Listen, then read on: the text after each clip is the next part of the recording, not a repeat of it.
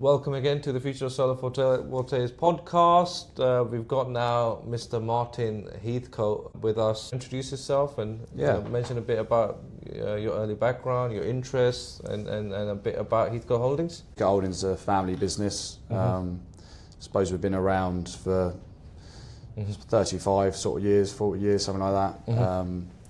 The business was started originally through farming. My old man, Dad, he lived on a small farm, and all the family would be on that farm. So it would be your cousins, your uncles, your aunties. Nothing big, 40 acres, something like that, and down in Kent. And I suppose he was a bit different. He was always looking for opportunities, Dad, and he used to take eggs to school and sell them to the teachers. Right. And I can imagine if anyone missed on their payment, he'd have a list and he'd make sure he'd get the money out of them in the end. But yeah, so from a young age, he was very entrepreneurial and worked very hard, and it was all around farming. So wanted to get on and started to build up quite a network and relationship, going and helping farmers and stuff like that.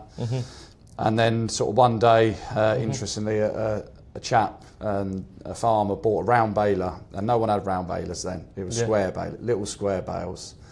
And I think his dad, my grandpa, said, "You're mad. Why are you buying that? And you don't have the money for it." And I think Dad agreed a bit of a deal to pay it off over a few months or whatever, or years. And his mum and dad helped him. Anyway, he made it work, and it was hard, really hard. And even I think his dad thought, blimey, he's not giving up on this, and went from there. Really I built up a good contracting business. So back then it was a lot of small farms, a lot of livestock farms in Kent. Clark says you started with one tractor. Yeah. So we had one tractor. I mean, we didn't have any tractor. Well, he didn't have any tractor to start with. Nothing big enough for the round baler anyway. Right. I think it was more borrowing from farmers and doing it like that. So, but yeah, I think that growing then, lots of them small farms couldn't afford the equipment or whatever, so you would go around contracting for all the farmers. Right. And that sort of worked well, and we grew, and were baling and spreading and all these things. And then I suppose you look at how, if you look to the business, and we have lots of different companies, they all are, a lot of them started through relating to farming or land. We had all these bits of equipment, tractors, trailers, and somehow by networking, Dad managed to get on the M20, building the M20. Oh wow! Yeah, so that was a big. That's the motorway that comes off the M25 to Kent, isn't it? That's it. Yeah, and the Channel Tunnel. So these are like big projects, and where we were supplying the same machinery that we would use in the farming, but of course in the winter when it's wet and horrible, there's not as much work going on. Right. So you might be gritting, you might be moving stuff around on site, and I suppose that mentality for farming, which was 24 hours a day, 7 days a week, you're on call. The customer says jump, you say how high, and I suppose that mentality going into a different sector was appealing, and through one job going well, we then managed to get on multiple of these jobs, and interestingly, it is all about people and it's all about network. So, and obviously delivering what you say you're going to do for sure. But Dad sort of looked at it and thought, okay, I've got a customer now, so if I buy 10 diggers, I'm going to rent you them diggers. Well, how's that sound? Yeah, all right, you've never let us down on this. That business today has a lot of machines. That's a plant hire business that we have. It's got depots all over the country. And it's that looking for the opportunity, trying to solve a problem, trying to add value to the customer, which is sort of how lots of these businesses have evolved. It's the same situation with waste and recycling. Right.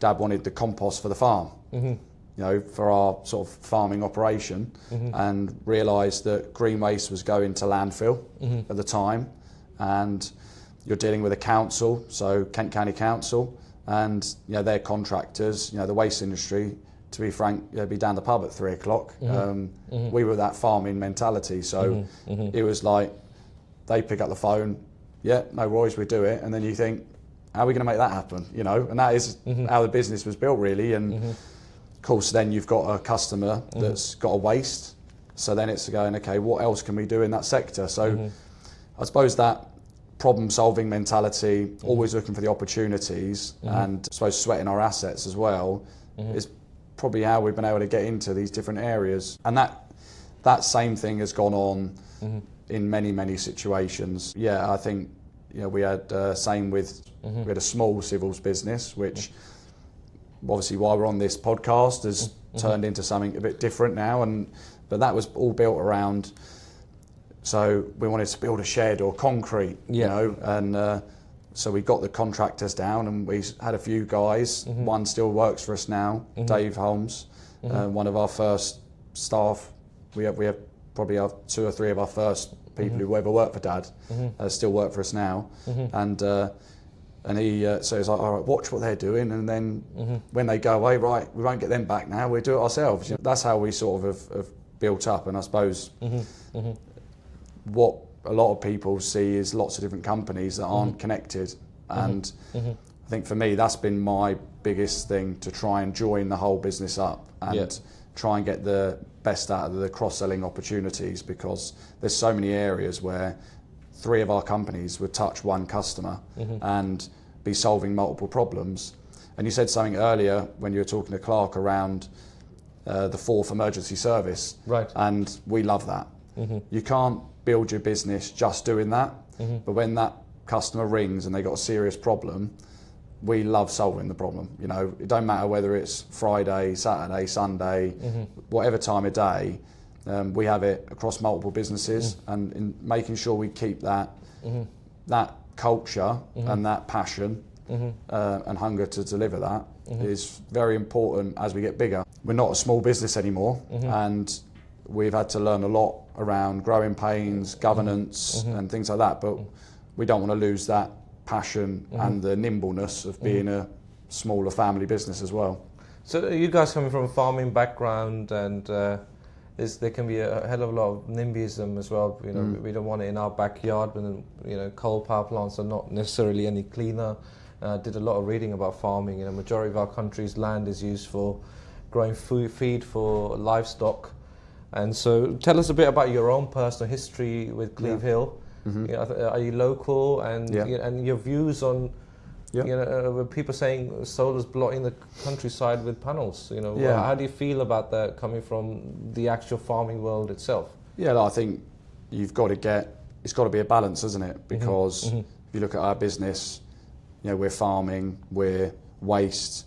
We obviously have a lot of going on with energy from waste as well, so things like that, which, sometimes people look at that as bad, some people look at it as good, but I think, like with everything, you've got to get balance. It's where you do it. It's probably something that doesn't happen enough in the UK, which is proper planning of where do you need the energy, where do we need to put the infrastructure in to allow more of these green energy, and also where's the balance of things like data centres, like we've seen it in our own business.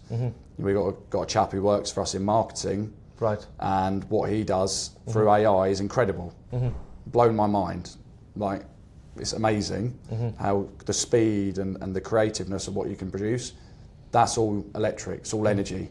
And people want things, and once they've got a taste for it, you've got to be able to produce the energy on the back end to make that sustainable. I mean, my history started in farming. Never really got on well at school. I went to a good school. I'm very fortunate of it, especially looking back now. But I wanted to be at work on the farm, really. And it was when we were leaving home to go to school, it was sometimes a battle to get me out of the drive when I could see they were machines working on the farm. And I would always say that's my job, even at probably 12. And so drove machines from a young age. And how long have you been with the business? I suppose my whole life, really. Right. I mean, we started, like I say, whether it's, and actually I said this to a big customer of ours the other day. Growing up on a farm is an amazing upbringing. Right. And especially when you go into business, because you're dealing with high pressure, with animals, you got death, disease, carving, responsibility. You're dealing with lots of farmers, you're in the market, you're trading. So from a young age, you're seeing a lot go on. So you know how to multitask? maybe I'm a bit scattergun, I'd say, more than that, and I've got to have good people behind me to pull it all together. But no, I think it's just an understanding more of what goes on, and so growing up on a farm was fantastic. But also having, you know, my old man would never ever hide anything from me and Nathan, ever. If he was on the phone to a customer, it was on hands free. If he was going to a meeting and it was with an A-star customer, we were there. Like, he never hid it. It was all warts and all as it comes.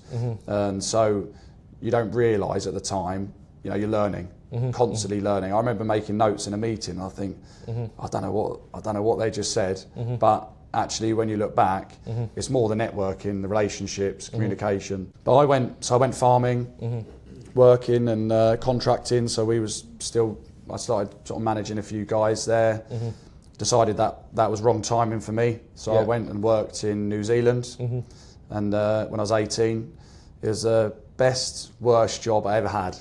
Right. It was the first time working away from home. And I went on my own out there. And the guy I worked for was tough. Yeah, it was really tough. You know, I'm a very open person. You know, there was times where I was on the phone home and weren't enjoying it at all.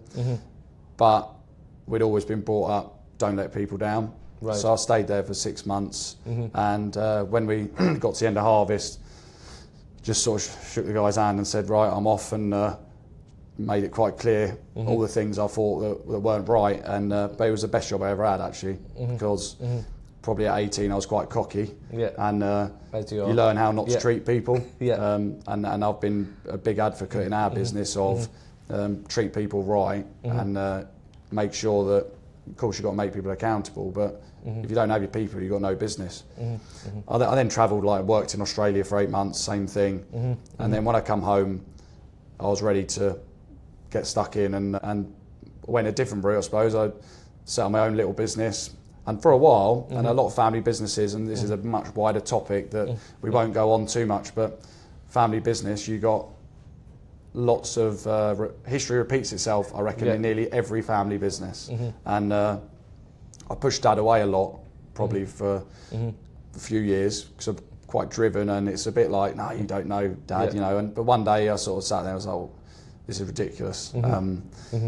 He's always said he built the business for his boys, and it's we got to just put our spin on it and take it to another level. So then got stuck in, and I suppose went more down the waste and recycling route, but I'm heavily involved in the whole group, and it was sort of me that's been driving trying to bring everyone together as one and make the most of each other, and rather than having it all separate.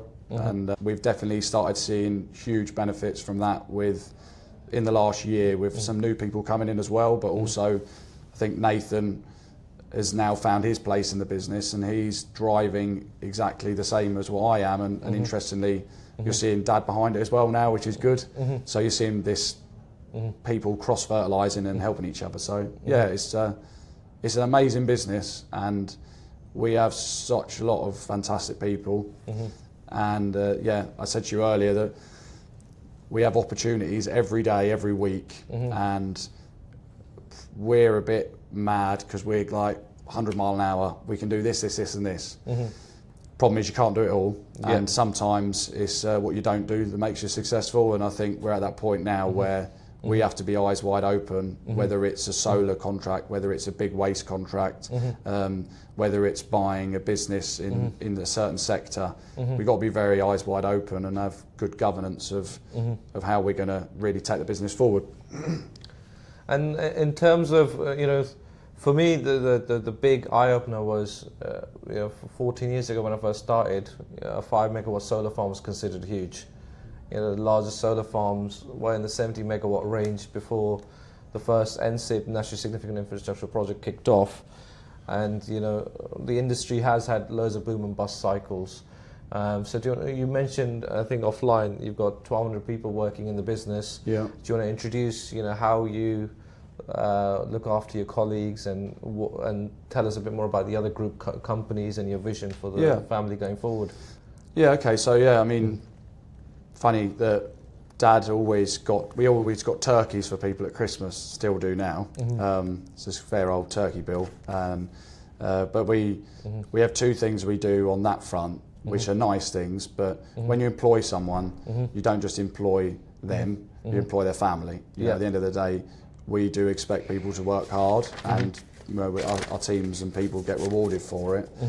But we have a summer barbecue, which started off as a oil drum with a few logs in it, a football goal, which now is a fairground, and kids come along, the food, and it's fantastic. It's nice to see. And we do things like, they say, the turkey at Christmas, which goes down well for everyone, or a veg box now, because some people don't want to eat turkey.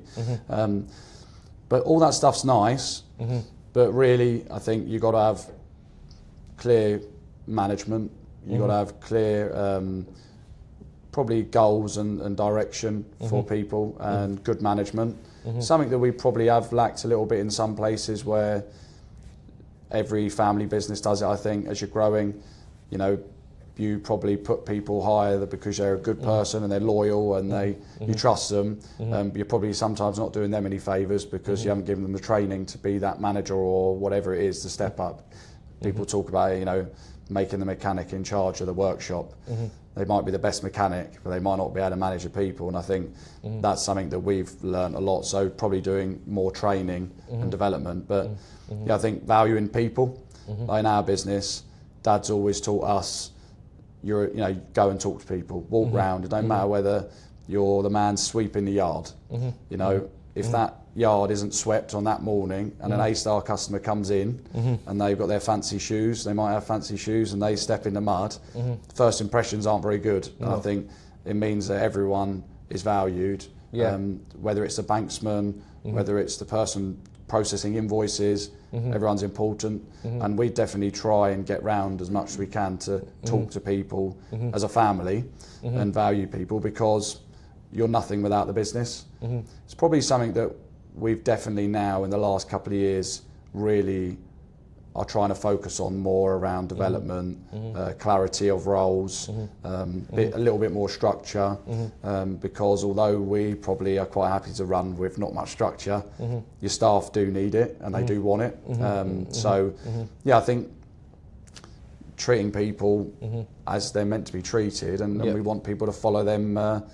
And I suppose when people do step out of line, I think it's being quite frank with them, and being straight to the point around things that we do and don't accept as a business. Discipline is very important, otherwise health and safety goes out the window. And to keep people safe, there has to be discipline and for things to be working out in the way that you intend. The reason why we're here today is because we run a monthly networking, which is getting very popular because people are getting bored of sitting at home. They want to get out and see real human beings. And last year, solar and storage at the Excel, in the Docklands, we ran into Andy Nicholson, who came. Waxy O'Connor's is it's quite popular because it's a big pub down in Soho. So my first impression of you was from Andy Nicholson, and so because he left a good impression on our colleagues, this is the reason why we're here today. So, tell us a bit more about the business, the different group of companies, and how do you support Clark and Andy? Because to me, Heathcote Holdings was Andy and Clark. 100%. Because they were the face to us when we first got involved. Yeah, I think it's very much every person is a salesperson in the business, aren't they? So if everyone's an advocate, so we definitely, like you said about discipline there, it's very important that if things are, for example, if you had a person out there and, they've done something that's not acceptable in our eyes to a customer or been a bit rude, like there's no non-negotiable, like we'll bring people in and have a word with them on that, because every person, we want to have passion, we want to value the customer, and it's definitely hard as you get bigger, because when we had 100 staff, it started to get hard then. But now we've got 1,200. The culture bit comes even more of a thing, and I think probably making sure that the team know, like Clark, he's got total ownership. He knows that that's his baby. He's accountable for it. And probably by giving that to him, he then passes that down to his team. So I do think leading by example is the one thing that is very important. And like I say, we got a contract where we do domestic collections for 1 million wheelie bin lifts a month. You know, it's a completely different business, but they're dealing with the public every day. Right. It's very important that they give the right message about our business, and that will win us more work, to be honest with you. Yeah, it's important. We want people looking smart, being polite, and supporting each other, and actually supporting the customer. So, yeah, I mean, the business now has, I would say, 3 or 4 key areas. So I'd say we've got like a waste sector, and we collect all the way through to process. So we started off as a processing recycling business. So we take things like plasterboard. We've got the biggest recycling plant in the country. We turn that back into powder and paper. So from a sustainability point of view, that board is all being reused, and the customers love it. It's innovative, and for us, it's quality. You know, if we are producing quality product, quality solutions, it don't matter how bad the market is, we're going to keep surviving and keep picking up more work and keep moving on. So the waste sector deals with compost, green waste, wood, dry mix recycling. I mean, relating it to solar, we handle huge volumes of cardboard. And last year we bought a business that is a compaction and baling business. So it's a solutions-led approach. So with our A-Star customers, what I wanted to do was try and offer a solution where they're going to save money rather than just keep lifting a bin up that might have some air in it. So if we can get more weight in the bin, or we can make a bale, that's saving the customer money.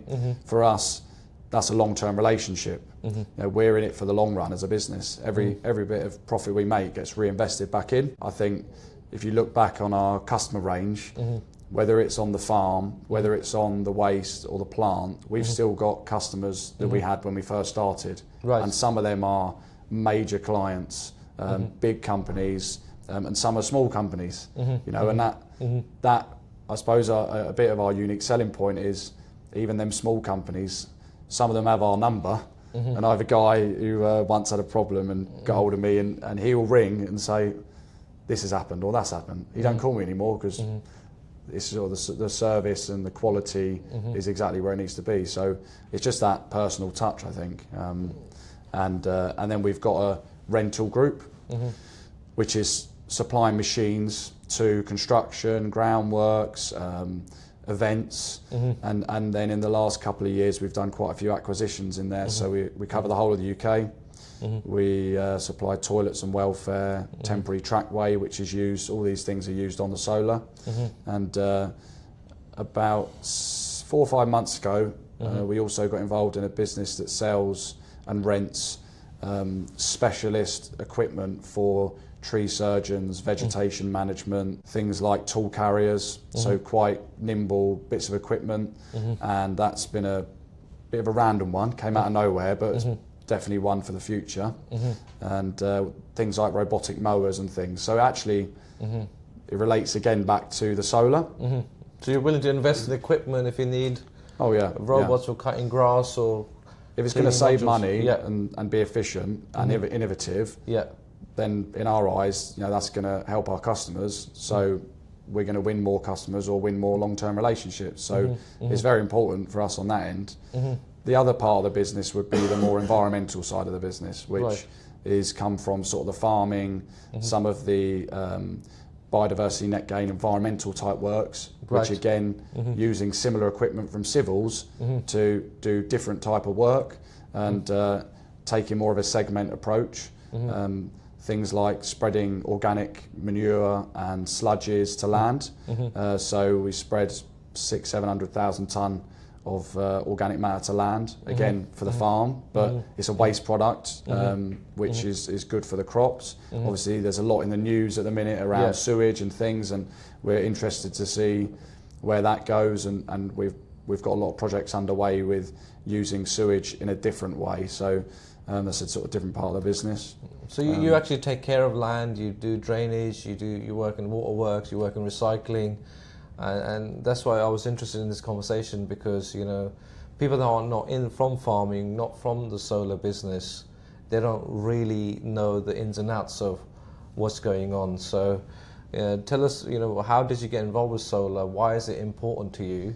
And how do you see its environmental credentials going forward? Because you don't just do solar, you do many other things. Yeah, so how we got involved, firstly, is similar to every other business. Right.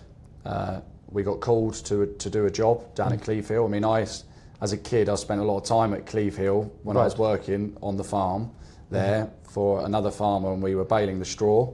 So I spent a lot of hours down there, and it's funny how it sort of come full turn, and then we were helping on the solar. But basically, we went down there to clear the fields of straw, and then being there, okay, oh, what about that? You know, what about this? What about that? And building that relationship with the customer, we managed to sort of sell the whole group. And that was the first big project that we went in from a group perspective. And especially the team involved on our side were definitely team players, you know, so they were all about, we don't just do this, we see the benefit of all these different things that the group can offer. And I remember going down there myself, and they said, we don't really understand how you can do that, and that. And it's definitely has been a negative sometimes where we don't probably sell ourselves in a good enough way. There's a whole industry around, people get paid £1 million for writing employers' requirements. Yeah. That sounds like a lot of money, but when you've got £250 million worth of capex, if your employers' requirements are not good, or they're not realistic to the capability available, then that's a lot more pain afterwards. So before a single digger gets to site, or shovels picked up, there's a lot of work that happens to secure the grid connections, to model the power flows, to get the financing in place. And I would say the most key area the industry needs to improve on, and we all need to sell ourselves a bit better on, is on the employers' requirements, the division of labour. So what sort of work is interesting to you? Because they need to know that before they do the finance, because by that point the contracts are awarded, you can't change much. Yeah, it comes back to probably what I said earlier. We're definitely, we're not trying to be the biggest in the world on solar. Yeah. We see it as a key segment for us and a key time because it involves all of our types of businesses offering one solution through one point of contact. And I think that's what people like, that problem-solving mentality, and the one point of contact is easy to use, easy to understand, and you get quality. So that's why we like the solar. With staff, everyone has this same issue around workforce, and we tend to try and work with the right type of people, and I think comes back to what Clark said, it's all about your onboarding as well. You know, understanding who you're working with pretty quickly, and understanding our values and what we expect, but not just then walking away, holding people to account on what we expect. As you said earlier, you know, when you're dealing with cables, when you're dealing with working at height and all these things, health and safety is number one. And interestingly, we are looking at a bit of a program at the minute where there's a certain country that we can sponsor people from as well, who for another part of the business, skilled labour, bringing these people over, and they speak the language, they're hard working, they want to work, and I think that's another good way of giving opportunities to them people. Currently, most of our staff are from a mix of the UK and everything, but you've got to try and find them specialist people, because if we've had it on some tree planting, you get the right people who are hungry, the throughput and the efficiency is way more. Obviously, you have to use the equipment. We bought some specialist equipment over for the screw piling. It's made a big difference. If we need to invest in more of that equipment, that's no problem. If we see the benefit and it makes us more efficient, happy days. Automation's coming for many, many industries, and where we deal with lots of different types of equipment, we're definitely open-minded to try and that's, I suppose that's how we got into screw piling, being a bit open-minded to go, well, how are we going to solve this problem for the customer? And so, I think it's a good opportunity at the minute as well. It's a big growth area for us as a group. The key thing that we're not blind to this, is the more of these types of projects we pick up, the more we have to build our own management team, our own project management team, our own health and safety in that division. Because the more you get, the bigger you get, the more staff you have in that division, the more problems or potential risks there is. So it's all about having good people and people that are valued and take responsibility. So what's interesting is, even Crossrail, which is the Elizabeth line, 15 billion pounds plus project, it wasn't delivered by one EPC. It was Balfour's, Kia, Ferrovial. They had to do a JV because on large infrastructure projects there is a huge capex risk, capital expenditure. There's cash flow issues, and you work for many of the EPCs yourself. And so, how do you deal with the issue with managing conflicts of interest? Who would be your ideal customer? Would you do joint ventures with other EPC companies? What is your strategy in terms of going to market? Yeah. Because right now we don't have enough people to build the amount of projects that are coming up. Yeah, I think it's interesting. So we have done JVs. We've done successful JVs and not successful JVs, probably in our history. And successful JVs work when everyone is aligned to the same outcome. Now, building a solar farm, you can see how that could work quite nicely because it's quite clear what the strategy is. It's quite clear what's got to be done. Where you would have an issue, and it's about for us picking the right partners, is if you've got a contractor or an EPC that doesn't take health and safety seriously like we do, that would be a problem for us. I think most EPCs take it seriously, but we're certainly, one of our big KPIs in our solar and renewables business is who we're working with, because there's lots of work out there, as everyone knows, and we need to pick the people that are going to work with us, rather than putting us in a contract that tries to sort of tie us in knots. Of course, Clark said it, we understand, we deal with contracts every day. We're dealing with many council, government contracts, big EPCs already. It's working with the ones who are honourable, trustworthy, and that we can get in, crack on, and deliver a good product. And so, I think JVs can work very well, basically, but everyone's got to be aligned. Very important. The end goal has got to be clear for everyone. What are we all getting out of this? And I think trust is a big issue because there's been so many boom and busts in the industry, not only in the UK, in Germany, in Spain. There was a grid collapse in Iberia. It was just still under study, and these are not 1 or 2 year undertakings. The sites of 400 megawatt scale in nature, takes a couple of years to develop, and it takes 3 years to build and finish. And then still you have issues during commissioning and so on. But the point being, these are 25 to 40 year investments. Youngsters nowadays, such as my brother, they've got 35 year mortgages now. And so do you expect to be there for the long term to see how it all evolves? Yeah, for us, we see this as 20 years worth of work because, part of our business is managing the vegetation. Yeah. And so come out of the farming again, so we like to manage the land. We've got equipment that is being used for building woodlands, new woodland creations and things like that can also be used in managing the solar projects. So if we can guarantee ourselves long-term work, that's fantastic.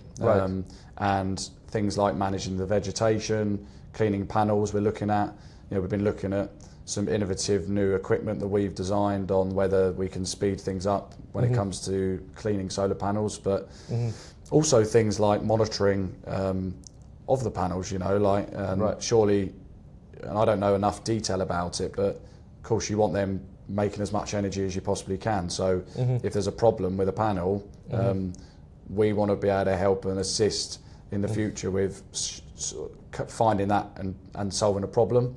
We've got a new part of the business which is doing stuff with drones, which is sort of drone and camera, AI cameras are unbelievable what they can do, and this is monitoring vegetation, habitat, and we've done some big testing with some decent size customers. And that's something that we're definitely looking to expand on. So using that technology, and we've done it similarly in the waste side with our logistics. We run a lot of HGVs. We've used a system where it's 360-degree cameras monitoring 24 hours and in real time.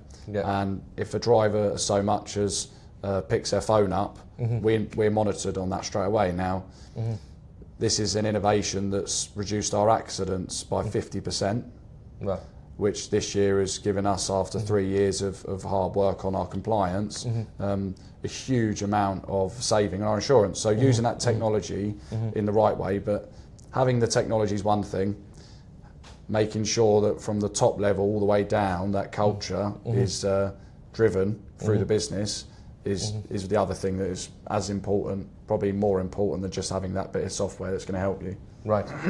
Yeah. And then finally, before we talk to your colleagues, what do you think is the future of solar photovoltaics? Where do you see the industry in the next 5 years? Yeah, I think the way the world is at the minute, and look at what's going on in the news, you know, energy security is going to be really important.